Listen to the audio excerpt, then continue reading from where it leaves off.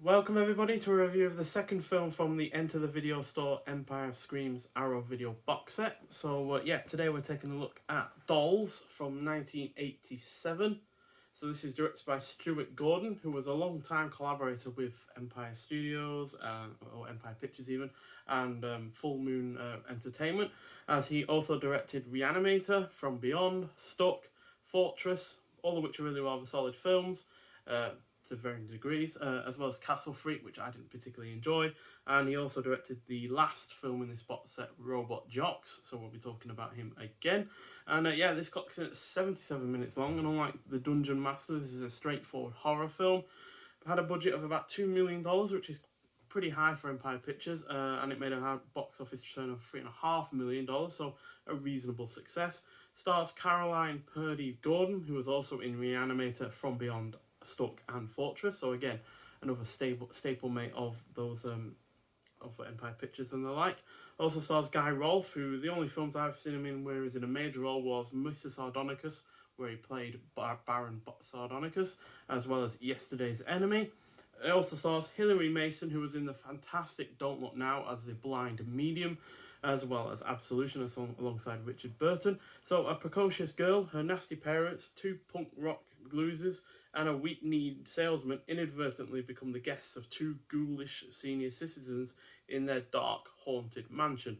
The old couple makes and collects dolls that, when not sitting still like good little mannequins, creep around in the night, offing the guests one by one. So, though there is an evident lack of plot and setup to this horror film, as it pretty much just dives right into the whole thing, it is still nonetheless a good mix of 1950s B-movie, as it's, quite a high concept, it's reliant on a lot of effects. It's got 80s era violence and practical effects in spades. It is still an effective mix of all of those elements. Its two veteran actors are really rather good in the form of Guy Rolfe and Hilary Mason. The supporting cast is decent. There are some cracking practical effects, plenty of violence. The dolls are effectively creepy. I mean, this is well before the likes of Annabelle was ever a thing, so it's really rather a trailblazer in that regard, although obviously creepy dolls isn't something entirely new to film history. And there is some palpable tension and even some dark humour.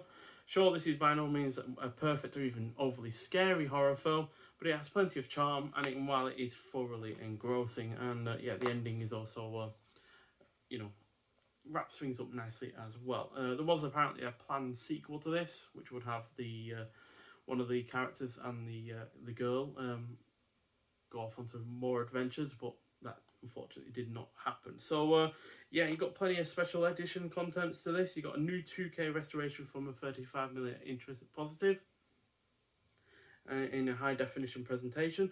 You got original lossless stereo and 5.1 audio options, optional English subtitles, new audio commentary by David Dakota, Empire Illuminous and friend of Stuart Gordon. David Dakota didn't do the best of films, to be honest, and eventually he would resort to like soft porn kind of films, so not particularly great. But it should be interesting to hear from him regardless. You got archive audio commentary with director Stuart Gordon and writer Ed Neha. You got archive audio commentary with cast members Caroline Purdy-Gordon, Stephen Lee, Carrie Lorraine, and Ian Patrick Williams. You got Assembling Dolls, a new interview with Lee Percy, editor of Dolls, Reanimator and From Beyond. You got Toys of Terror, the making of Dolls, film to storyboard comparison, theatrical trailer, alternate trailer, and UK home video trailer, along with the typical image gallery. So I showed off the poster and the art cards in the main video, so I'm not going to show those off again, but there is the case.